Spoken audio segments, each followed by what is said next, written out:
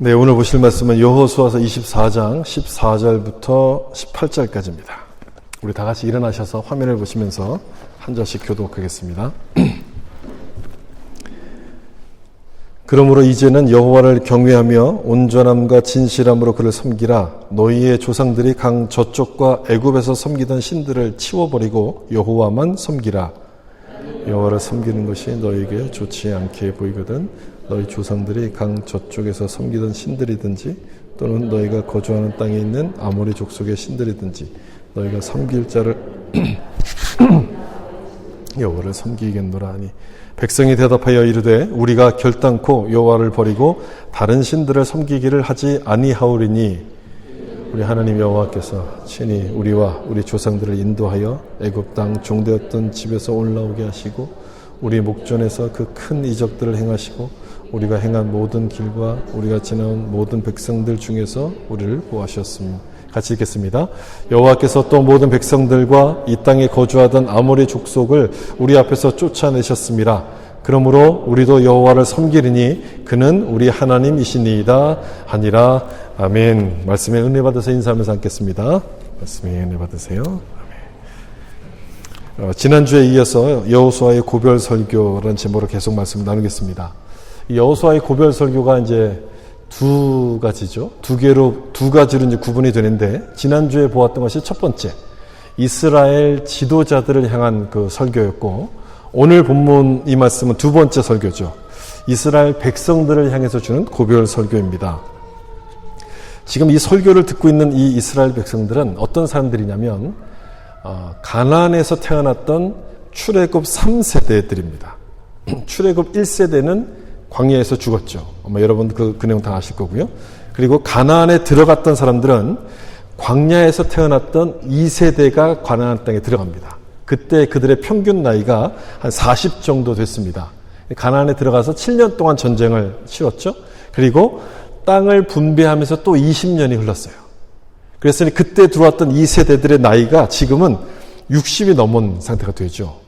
그리고 지금 이스라엘의 주축은 누구냐면 가나안에서 태어났던 3세대가 이스라엘의 주축이었습니다. 그런데 이 3세대는 광야 생활을 잘 몰라요. 그리고 전쟁도 별로 경험해 보지 않았어요. 그래서 부모만큼 신앙에 대한 열정이 없는 거죠. 게다가 오히려 가나안의 문화에 대해서 관심이 더 많았습니다.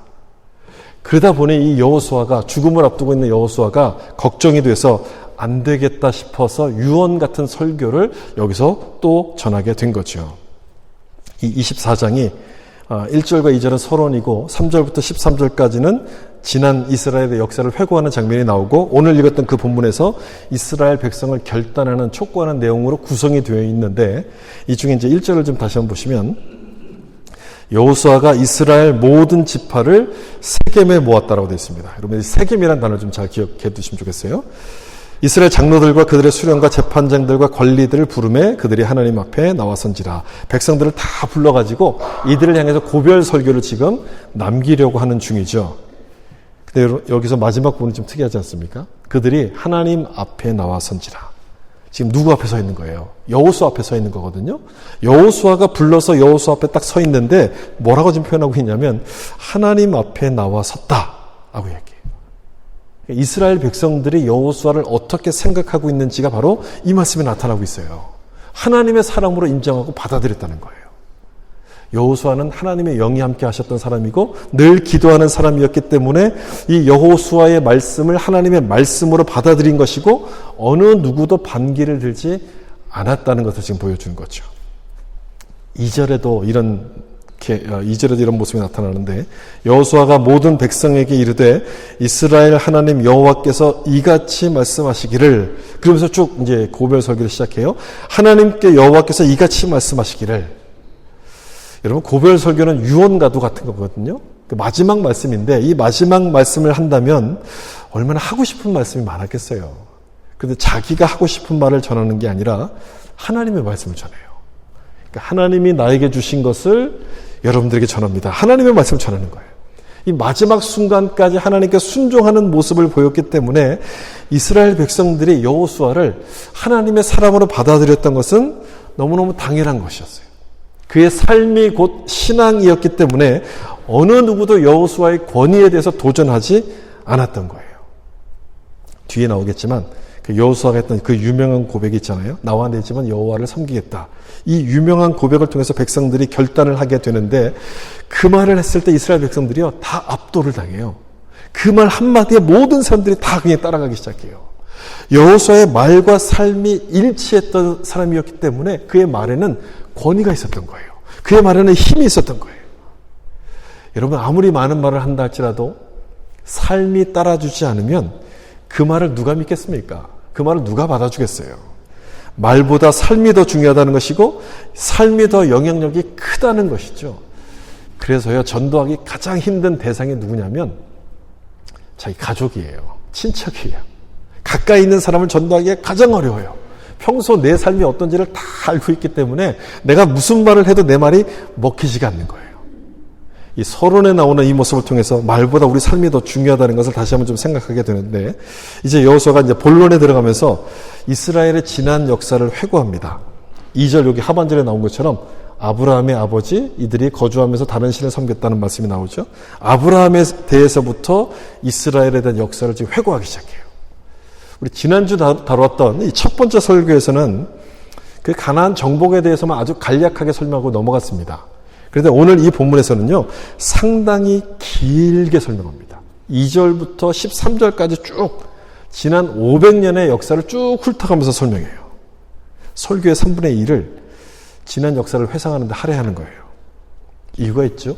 역사를 잊은 민족에게는 미래가 없다는 그 말처럼 지난 역사를 통해서 배울 수 있는 교훈이 있었기 때문에 그런 거예요. 실패한 역사는 실패한 대로 뭔가 우리가 경각심을 배울 수가 있는 것이고 성공했던 그 일은 승리했던 일은 자신감과 희망을 배울 수 있기 때문에 여호수아도 바로 그 내용을 지금 전하고 싶었던 거예요. 과거가 현재를 결정하는 것이고 그 다음에 미래의 방향을 결정한다는 것을 알았기 때문에 지난 역사를 회상하는 부분에 대해서 굉장히 많은 시간을 할애합니다. 여기서 여호수아가 역사를 통해서 지금 이야기하고 싶었던 것은 하나님은 어떤 분인가? 하나님은 이스라엘을 어떻게 대하셨는가? 이 부분을 지금 설명하는데 그 예로 첫 번째 든 것이 아브라함의 선택에 대해서 지금 이야기를 하고 있어요. 이스라엘의 시작이 여러분 아브라함의 시작 아닙니까? 아브라함으로부터 시작되는 것이기 때문에 아브라함을 어떻게 선택하셨는가는 이스라엘의 정체성을 결정지어주는 거예요. 그러니까 아브라함을 딱 보면 아 이스라엘이 어떤 사람들이구나 이걸 이렇게 딱 알 수 있다는 거예요.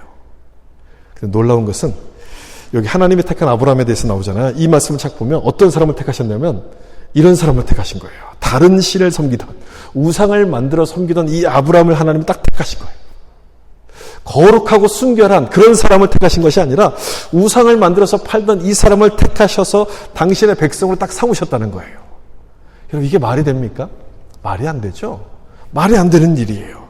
따라서 이 아브라함의 선택이 보여주는 것은 뭐냐면 하나님의 주권적인 은혜를 보여줘요. 하나님의 주권적인 은혜.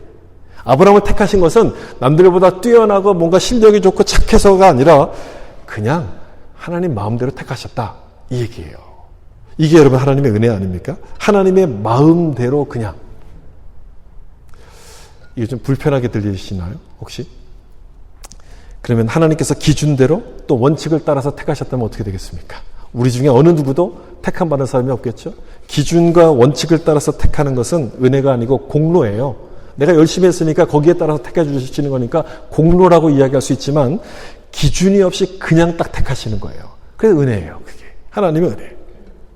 그 다음 절에도 보세요. 3절을 보시면 내가 너희 조상 아브라함을 강 저쪽에서 이끌어내어 가나안 온 땅에 두루 행하게 하고 그의 씨를 번성하게 하려고 그에게 이삭을 주셨으며 강 저쪽에서부터 이끌어내어서 오게 하셨다 이렇게 말하는 것이죠. 하나님의 은혜로 택하신 이 아브라함을 불러내셨다는 거예요. 그 땅에서. 그 땅 갈대의 우르에서 불러내셔서 가나안 땅으로 가게 하셨다는 그 말씀인데 이게 참 중요한 부분이죠. 아마 여호수아도 바로 이 부분을 강조하고 싶었던 것 같아요. 하나님의 은혜로 택함 받은 사람은 어떤 사람이냐면 하나님께서 이끄시는 대로 내가 있는 곳을 떠나는 사람, 하나님이 이끄시는 대로 가는 사람, 떠나야 될 사람이라고 지금 이야기하는 거예요. 아브라함이 갈대 우르를 떠나서 가나안 땅에 온 것처럼 이스라엘 백성들은 어디를 떠났습니까? 애굽을 떠났죠. 애굽을 떠나서 이 가나안 땅까지 들어왔어요. 그랬으니 뒤를 돌아보지 말고 이 가나안 땅에서 미래를 준비하라. 지금 이 얘기를 하는 거예요. 약속의 땅에 딱 들어왔는데 여러분 애굽을 그리워하면 되겠습니까? 안 되겠습니까? 안 되는 거죠. 이 이야기를 하는 것은 뒤에도 나오겠지만 이들 안에 여전히 애굽에 대한 미련이 남아있었기 때문에 그래요. 그래서 뒤를 돌아보지 말라고 지금 이야기하는 건데 예수 믿는 우리도 여러분 마찬가지 아닙니까? 예수 믿는 우리는요, 하나님의 은혜로 이 세상에서부터 부름을 받았어요. 그래서 세상을 떠나서 하나님의 백성이 됐어요. 하나님 자녀로 살기로 마음을 먹은 사람들이기 때문에 우리는 뒤를 돌아보면 안 되는 거죠. 하나님의 은혜에 대해서 감사하는 것뿐 아니라 순종하는 삶을 살아야 되는데 바로 여호수아가 이것에 대해서 지금 설명을 하고 있는 거예요. 그리고 3절 끝부분에도 보면 하나님께서 그에게 번성케 하려고 그에게 이삭을 주셨다는 말씀이 나와요. 큰 민족을 이루겠다는 약속을 이루시기 위해서 아들 이삭을 주셨는데 이삭을 몇 살에 낳게 됩니까? 아브라함의 나이 100세에 낳게 돼요. 100세. 이건 역시도 하나님께서 아브라함의 인생을 인도하시고 또 책임지시는 분.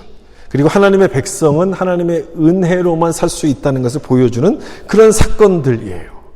그리고 그 다음에 이어지는 말씀에서 여호수아는 야곱부터 출애굽 가나안 땅에 들어가는 과정까지를 쭉 설명합니다. 야곱의 12아들이 애굽 땅에 들어가죠. 거기서 살면서 시간이 쭉 흘러서 백성 수가 많아지니까 바로에 의해서 핍박을 받게 되고 핍박을 받으니까 하나님께서 모세를 통해서 출애굽을 하도록 하셔요. 그리고 광야를 거쳐서 약속의 땅 가나안까지 인도하셨죠. 이렇게 한 500년, 이 기간이 한 500년이 되는데 이 500년의 긴 역사를 쭉 설명하는 거예요. 왜 이렇게 긴 역사를 설명할까? 여러분, 이게 선 하나를 이렇게 쭉 그려놓으면 이 하나의 선은요, 그 안을 자세히 들여다보면 수많은 점으로 이렇게 이어져 있어요.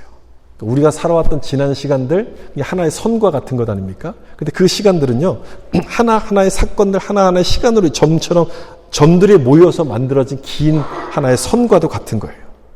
근데 그 점을 보면 이게 무슨 일인지 잘 몰라요. 왜 이때 이런 일이 일어났지? 왜 지금 이런 상황 가운데 있지? 그 점을 보면 그게 무슨 상황인지를 잘 이해를 할 수 없습니다.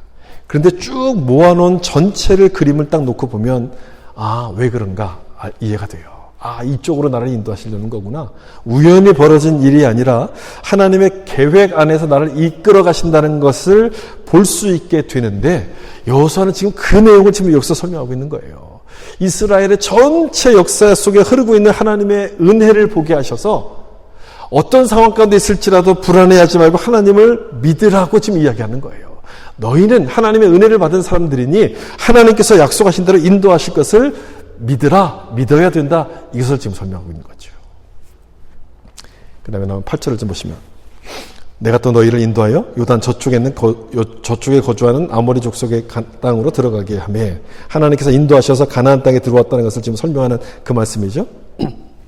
근데 여기서 8절부터 좀 달라지는 게 있습니다. 달라지는 점이 있어요. 뭐냐면 주어가 달라져요. 주어가. 그 앞에서는 너희 조상들은 이렇게 나와요. 계속. 너희 조상들은. 근데 이 8절에 들어오면서 가나안 땅을 설명하는 부분에서부터는 너희는 이렇게 주어가 딱 바뀌어요. 무슨 뜻일까요?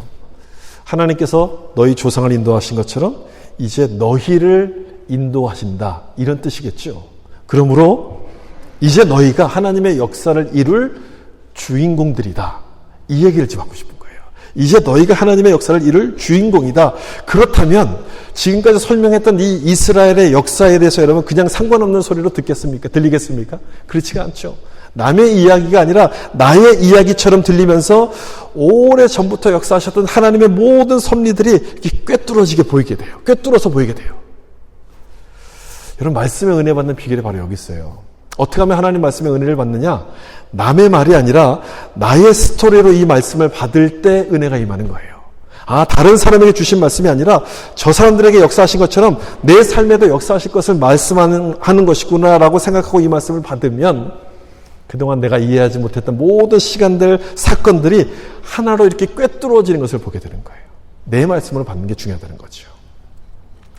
그리고 여호수아는 이제 그 11절부터 가나안 정복 전쟁에 대해서 이야기하는데 그 중에 12절을 좀 보시면 내가 왕보를 너희 앞에 보내서 그 아모리 족속의 두 왕을 너희 앞에서 쫓아내게 하였나니 너희가 칼이나 너희 활로서 이같이 한 것이 아니며 아모리의 두 왕 바산 왕 옥 목과 시온을 지금 말하는데 이 사람들은요 일찌감치 철기 문화를 받아들인 사람들이었기 때문에 무기가 발달했고요. 특별히 병거를 가진 사람들이에요. 이때만 해도 이스라엘 백성들은 이 석기 문화 시대거든요. 돌로 막 할례를 주는 이런 수준이었는데 병거를 가진 사람들이었어요. 그래서 어느 누구에게도 져본 적이 없는 아주 강력한 민족들이에요.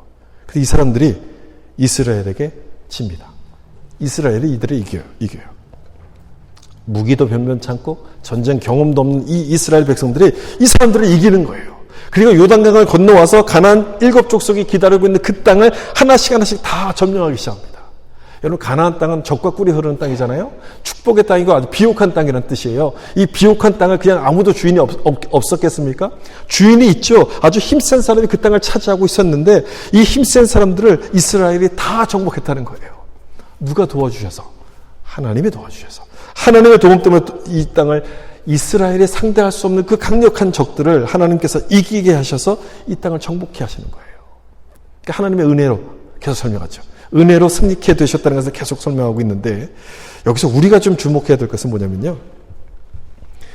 이스라엘 백성들이 어디를 가든지 적이 있었다.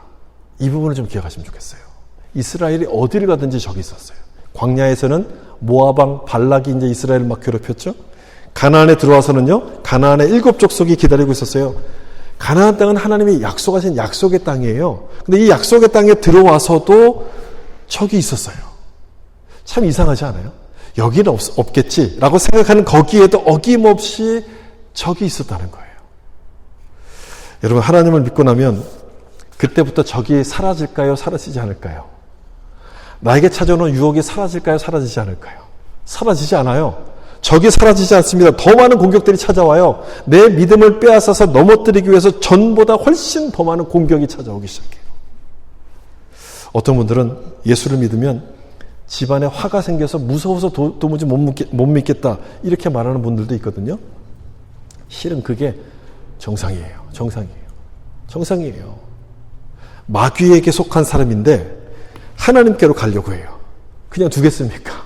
그냥 둘 리가 없어요. 무섭게 만들어서 못 가게 만들려는 거예요.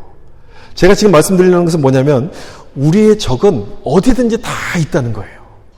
적이 없는 것을 그래서 여러분 찾으려고 하지 마시고요. 여기 가면 적을 안 만나겠지. 그런 것을 찾으려고 할 것이 아니라 어디든지 적이 있지만 하나님께서 우리를 그 속에서부터 지켜주신다는 것을 지금 말씀드리려는 거예요. 이스라엘 백성들처럼 그렇다는 거예요. 어디든지 다 적이 있어요. 그러나 하나님이 함께 하실 때 이들은 하나님의 은혜 가운데 그 모든 적들을 이기고 승리하게 되는 거예요. 그러니 과거를 기억하는 사람이라면 미래에 대해서 불안해하지 않을 거예요.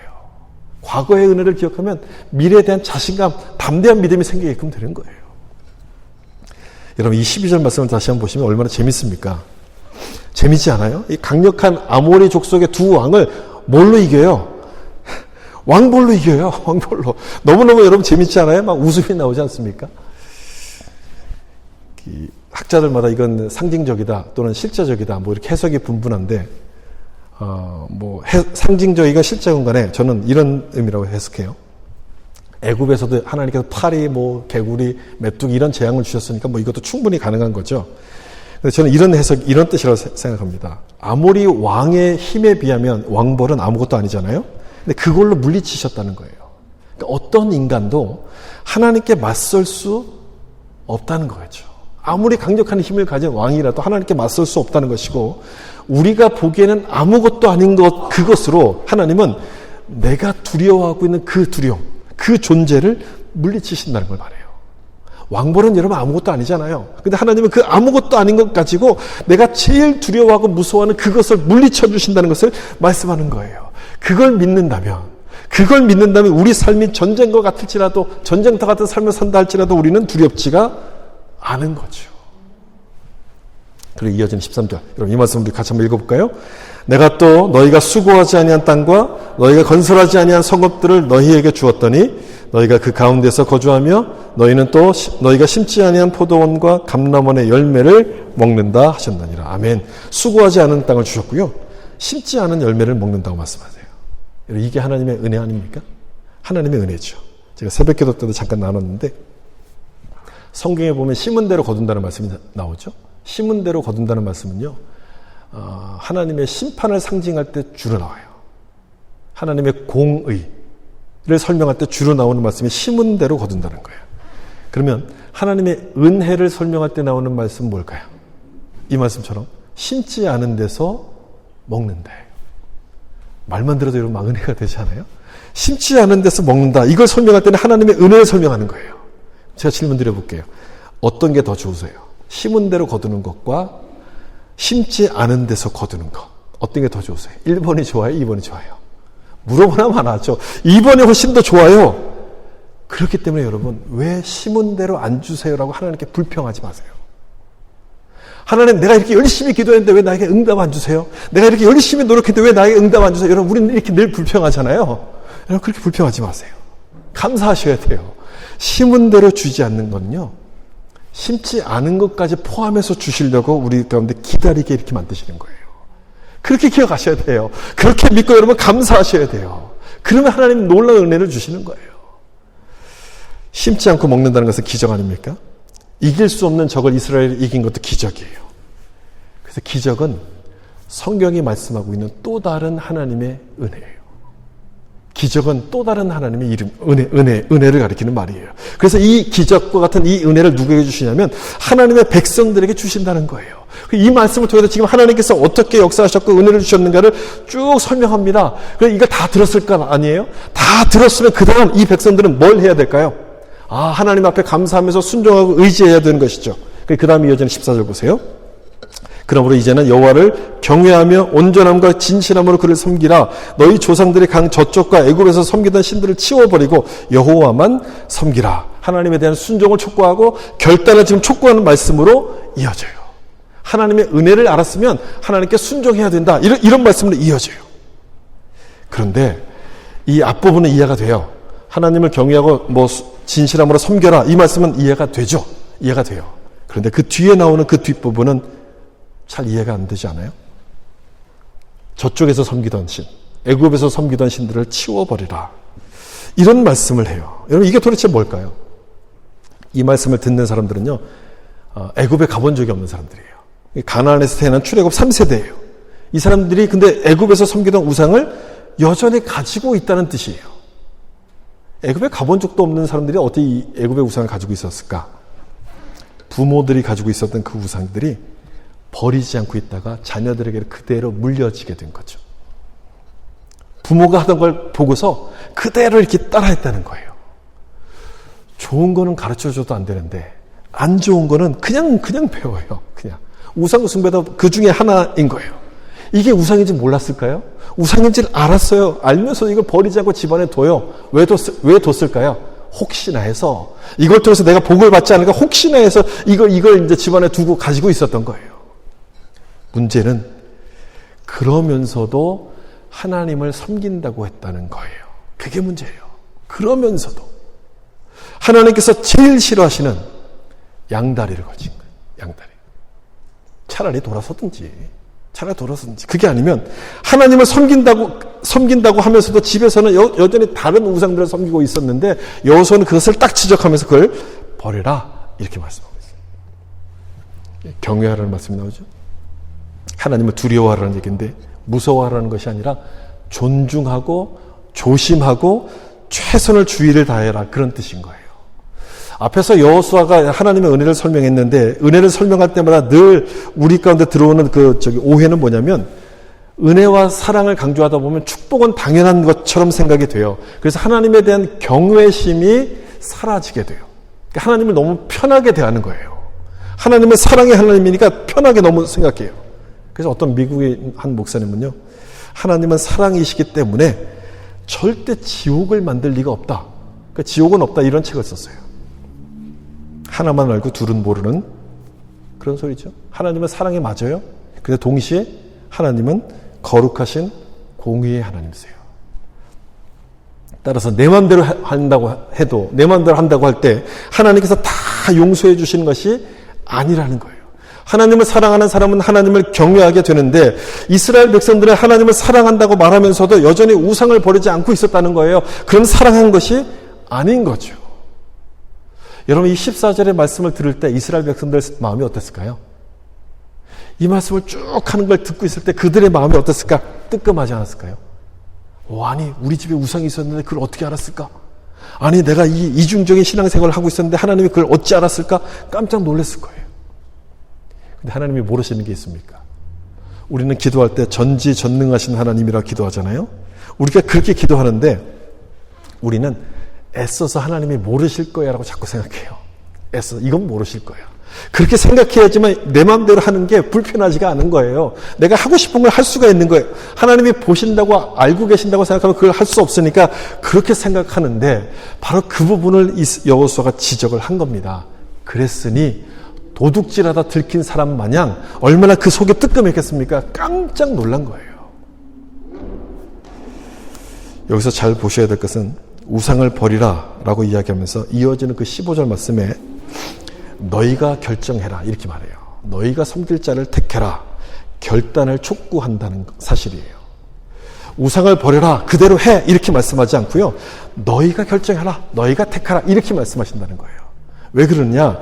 하나님을 믿는 것은 자발적인 섬김이기 때문에 그렇다는 거죠. 이게 애굽의 우상과 하나님과의 아주 결정적인 차이 아니겠습니까? 여러분 애굽 왕 바로는 결단을 촉구하지 않아요. 왜? 왕이니까 힘으로 하면 되니까 말 안 들으면 그냥 때리고 벌을 주면 되니까 결단을 촉구할 리가 없어요. 그런데 하나님은요 결단을 촉구하세요. 너희들이 택하라. 너희 스스로 결정하라. 이렇게 택하는 거예요. 하나님을 섬기는 것은 강요나 강제에 의해서가 아니라 자발적인 섬김이기 때문에 그렇다는 거예요. 혹시 여기 앉아 계신 여러분들 중에 억지로 끌려 나오신 분 있습니까? 내가 오기 싫은데 누구 때문에 왔어. 억지로 나온 사람 아무도 없을 거예요. 하나님의 은혜를 앞에서 강조한 것도 마찬가지예요. 우리가 하나님의 은혜를 받은 사람이라면 애굽의 우상과 달리 하나님께서 우리를 사랑과 은혜로 대하시는데 그걸 안다면 우리가 어떻게 해야 될 것인가 그 앞부분에서 그걸 말씀하고 있지 않았습니까? 그래서 하나님께서 우리를 어떻게 대하시는지 종과 주인이 아니라 하나님 아버지와 자녀의 관계로 대하신다는 것을 계속해서 강조해서 설명한 거예요. 사실 이런 경우에는요 벌을 줘서 때려서 가르치는 게 제일 빨라요. 그렇죠? 때려서 가르치는 게 아주 쉽고 아주 빠른 방법인데 하나님은 결단할 기회를 주세요. 스스로 선택해라. 스스로 선택해라. 이스라엘 백성들의 반응이 어땠을까요? 이스라엘 백성들이 어떤 반응을 보였는가 한번 볼까요? 본문 16절이에요. 같이 한번 읽어보겠습니다. 백성이 대답하여 이르되 우리가 결단코 여호와를 버리고 다른 신들을 섬기기를 하지 아니하오르니 결정했어요. 우리가 하나님을 섬기겠습니다라고 딱 결정해요. 왜 이렇게 결정했느냐? 그 뒤에 이어지는 말씀을 보면 우리를 애굽에서 구원하셨고 가나안 정복에서 승리하도록 우리를 보호하셨기 때문에 우리 하나님을 섬기겠습니다라고 딱 이렇게 고백해요. 하나님의 은혜를 제대로만 알면 다른 신을 섬길 수가 없는 거예요. 하나님의 은혜를 알고 감사하는 사람이 어떻게 다른 우상을 함께 섬길 수가 있겠습니까? 그럴 수가 없는 것이죠. 여러분 우리도 그렇게 해야 돼요. 우리도 그래야 돼요. 우리가 세상에 살다 보면 세상에 있는 많은 것들 나도 모르게 세상 것을 따라가게 될 때가 있어요. 우리 마음이라는 게 많이 보고 많이 듣는 것에 끌려가기 때문에 우리 마음이 거기에 이제 끌려갈 수가 있는데 하나님은 그런 모습을 기뻐하시지 않는다는 거예요. 우상 숭배에 대해서 우리가 지금 잘못 이해하고 있는 게 있는데 우상 숭배는 하나님을 버리고 다른 신을 섬기는 거라고 생각하잖아요. 하나님을 안 믿는 사람은 그렇게 해요. 하나님 대신 다른 신을 섬겨요. 그런 우상 숭배를 하는데 예수를 믿는 사람들이 하는 우상 숭배는 좀 달라요. 어떻게 하냐면 하나님도 섬기고 우상도 섬겨요. 이게 우리가 섬기는 우상 숭배예요. 나는 하나님을 버린 적이 없어 라고 생각하니까 나는 우상 숭배를 안 한 거야 라고 생각할 때 참 많아요. 여러분 근데 가만 생각해 보면 그게 아닌 거예요. 하나님도 섬기면서 여전히 내 마음속에 다른 것도 같이 섬기는 거예요. 그게 우상 숭배라는 거예요. 그 부분을 지금 여기서 지적하고 있었던 건 아닙니까? 우리가 영적으로 깨어있지 않으면 어느 순간 내 안에는 세상적인 욕심이 들어와요. 성공에 대한 야망이 들어오면서 내 마음이 거기에 끌려가기 시작하는데 하나님은 그런 모습을 기뻐하시지 않아요. 그런 모습을 기뻐하시지 않아요. 예배를 드리면서도 우리는 내 마음속에는 또 다른 계획들, 또 다른 생각들, 더 많은 욕심들이 막 머릿속에서 막 피어나지 않습니까? 하나님을 떠난 것은 아닌데 둘 다 섬기고 싶어요. 우리가 하나님의 은혜를 알고 하나님을 사랑한다면 정말 이 말씀처럼 하나님만 섬기기로 여러분 결단해야 되지 않겠어요? 세상 것을 의지하려고 하지 말고 그런 이중적인 모습을 버리고 하나님만 의지하기로 결심해야 될 줄로 여러분 믿으시길 바랍니다. 이 이스라엘 백성들의 결단은요, 16절이잖아요. 15절에 나오는 그 여호수아의 고백을 통해서 이어집니다. 그 여호수아의 아주 유명한 고백, 그 고백을 딱 듣고 이스라엘 백성들의 정신을 딱 번쩍 차린 거예요. 그 고백이 뭐냐? 여기 나오는 15절 제가 하반절만 기록했는데 너희가 섬길 자를 오늘 택하라. 그 다음 같이 읽어볼게요. 오직 나와 내 집은 여호와를 섬기겠노라 하니. 이게 그 유명한 여호수아의 고백이에요. 나와 내 집은 여호와를 섬기겠다. 아주 엄청난 고백이죠. 너희들이 우상을 섬긴다 할지라도 나는 하나님을 섬길 것이다. 다른 모든 사람들이 우상을 섬긴다 할지라도 나는 하나님을 섬길 것이다. 이렇게 설명하는 거예요. 양다리를 걸치기보다 나는 하나님을 위한 왕따가 되겠다. 이런 결단이죠. 어떤 목사님이 그렇게 설명했는데 그 설명이 딱 귀에 박혀요. 하나님을 위한 왕따. 그걸 설명하는 거예요. 이스라엘의 결단은 바로 이 여호수아의 고백을 딱 듣고 시작하게 되는 거예요.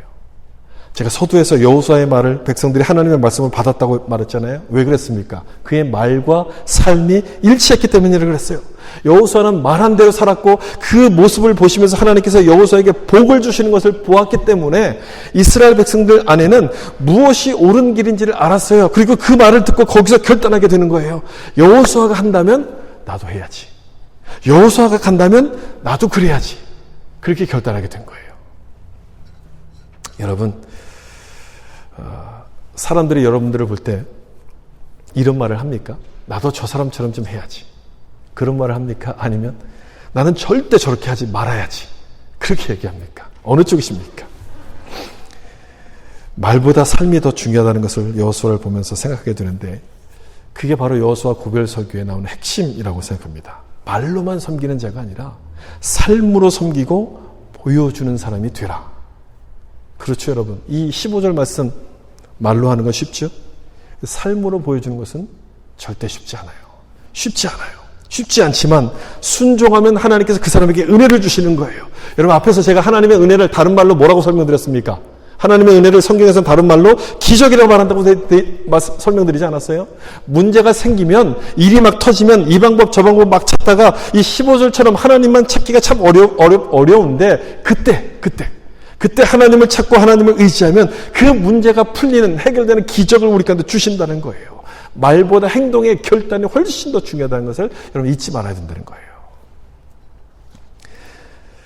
여호수아가 고별 설교를 하는 이 장소 1절에서 우리가 읽었죠. 1절에 그 장소를 여러분 기억하라고 말씀드렸는데 어디였습니까? 고별 설교했던 장소 세겜이에요. 세겜. 여호수아서를 읽으면 두 곳의 중요한 장소가 나오는데 하나는 길갈이고 하나는 세겜이에요. 길갈은 할례를 받고 그다음에 하나님만 의지하기로 결정한 다음에 가나안 전쟁을 치렀던 중심지가 바로 길갈이잖아요.